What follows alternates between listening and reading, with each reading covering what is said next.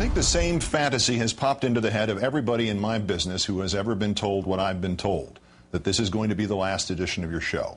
You go directly to the scene from the movie Network, complete with the pajamas and the raincoat, and you go off on an existential, otherworldly, verbal journey of unutterable profundity and vision. You damn the impediments and you insist upon the insurrections, and then you emit Peter Finch's guttural, resonant "so." And you implore, you will the viewer to go to the window, open it, stick out his head and yell. Well, you know the rest.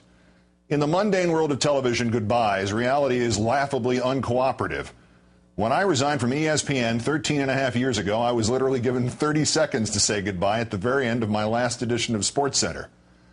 As God is my witness, in the commercial break just before the emotional moment, the producer got into my earpiece and he said, can you cut it down to 15 seconds so we can get in this tennis result from Stuttgart?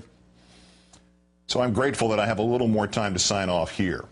Regardless, this is the last edition of Countdown. It is just under 8 years since I returned to MSNBC. I was supposed to fill in for the late Jerry Nachman for exactly 3 days. 49 days later, there was a 4-year contract for me to return to this nightly 8 p.m. time slot, which I had fled 4 years earlier. The show gradually established its position as anti-establishment, from the stagecraft of Mission Accomplished to the exaggerated rescue of Jessica Lynch in Iraq, to the death of Pat Tillman, to Hurricane Katrina, to the nexus of politics and terror, to the first special comment. The program grew and grew thanks entirely to your support, with great rewards for me, and I hope for you too. There were many occasions, particularly in the last 2.5 years, where all that surrounded the show, but never the show itself, was just too much for me. But your support and loyalty, and if I may use the word insistence, ultimately required that I keep going.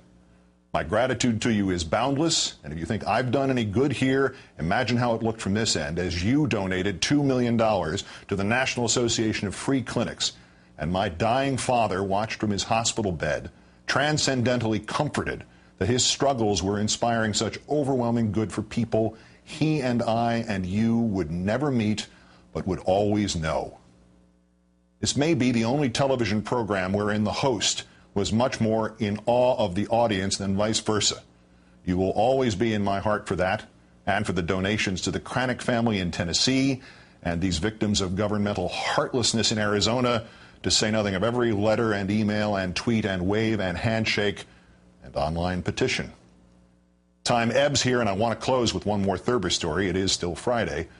So let me thank my gifted staff here and just a few of the many people here who fought with me and for me.